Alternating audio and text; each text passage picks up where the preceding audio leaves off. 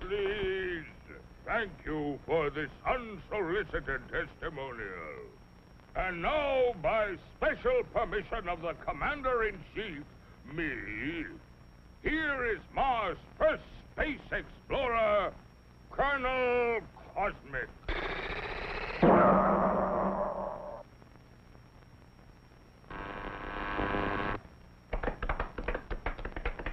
I can't tell you how happy I am to see your smiling faces once more.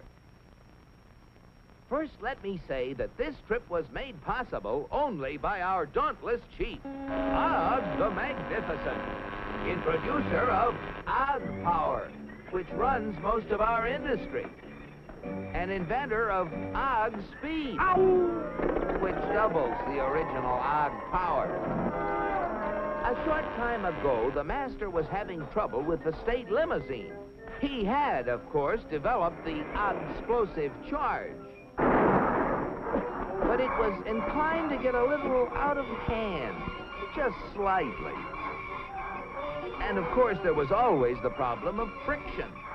Parts rubbing together, heating up, and causing all sorts of trouble.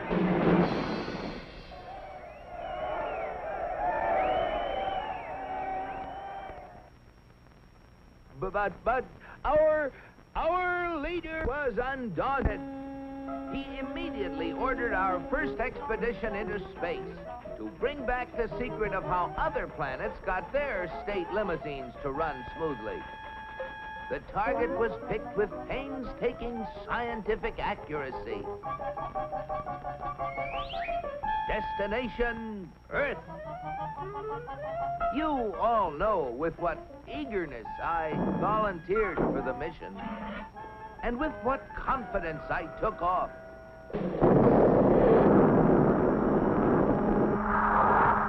I took careful bearings and set out for my goal.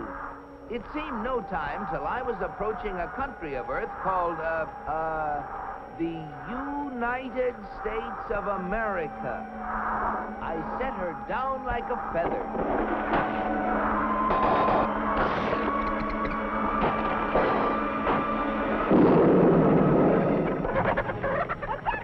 What's all the racket? Naturally, I protected government property by making the saucer invisible. They're after the chickens, Ma! And though the natives showed great interest in me, I decided to make myself invisible too. Seeing moving lights in the distance, I headed for them. What phenomenal luck! I had landed close to what seemed to be an endless procession of state limousines. They moved quickly, and yet with fantastic smoothness. I just had to get a closer look at one of those Earthmobiles.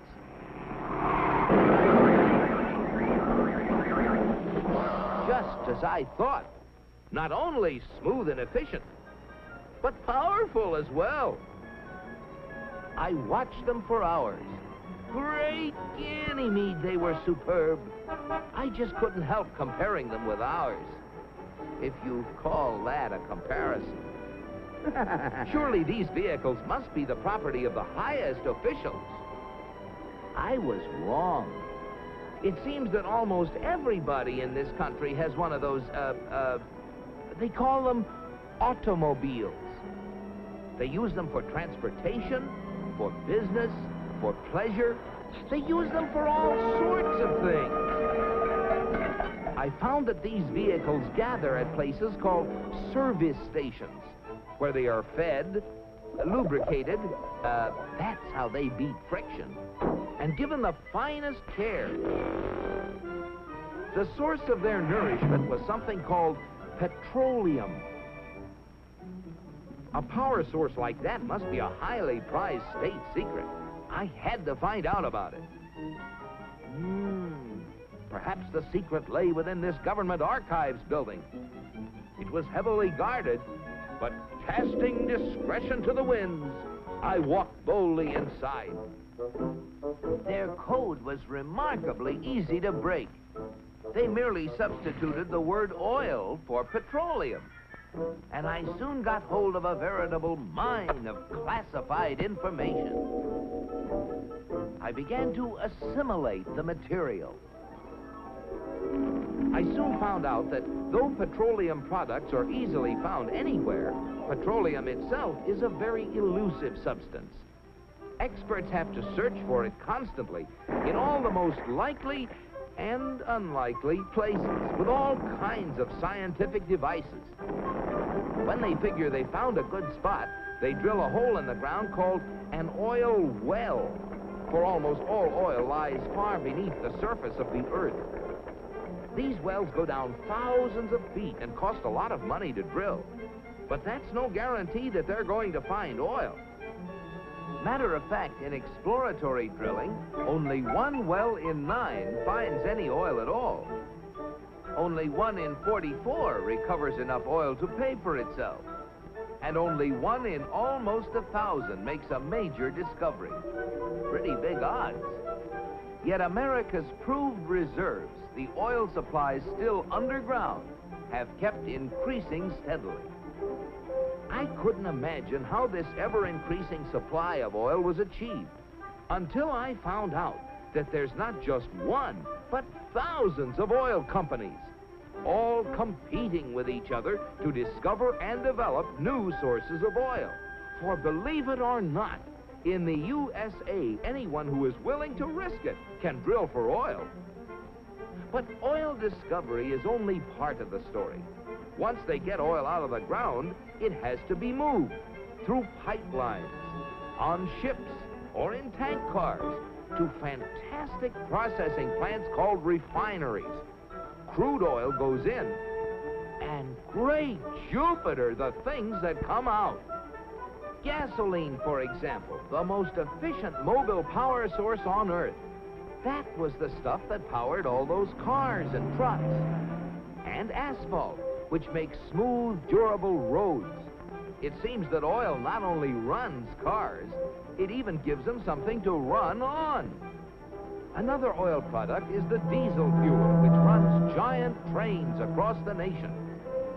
In winter, fuel oil made from petroleum brings warmth and comfort to millions of homes.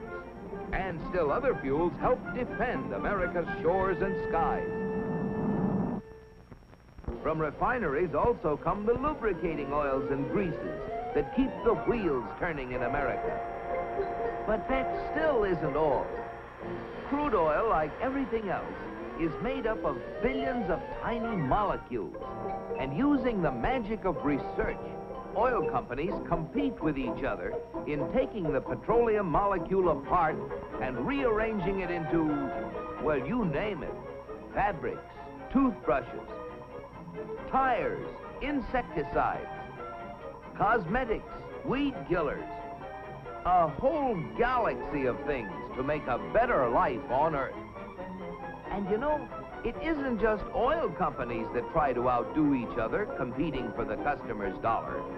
The same story is true of almost every successful business enterprise in America.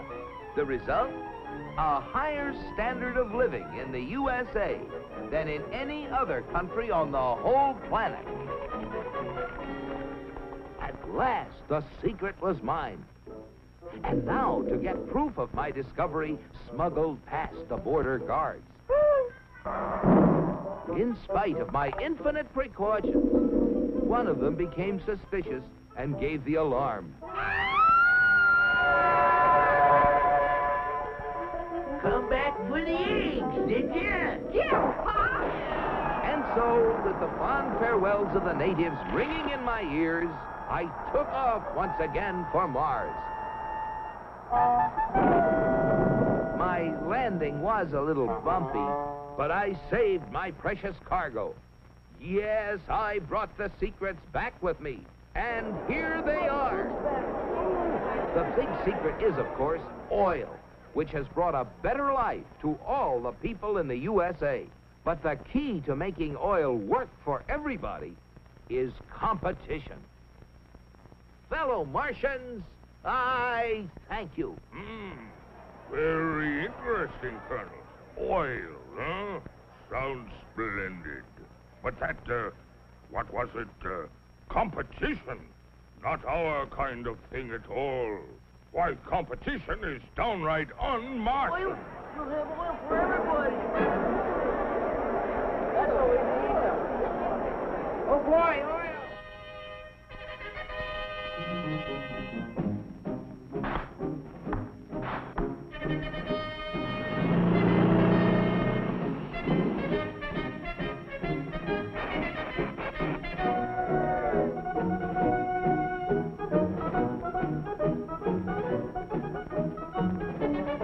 Look at them.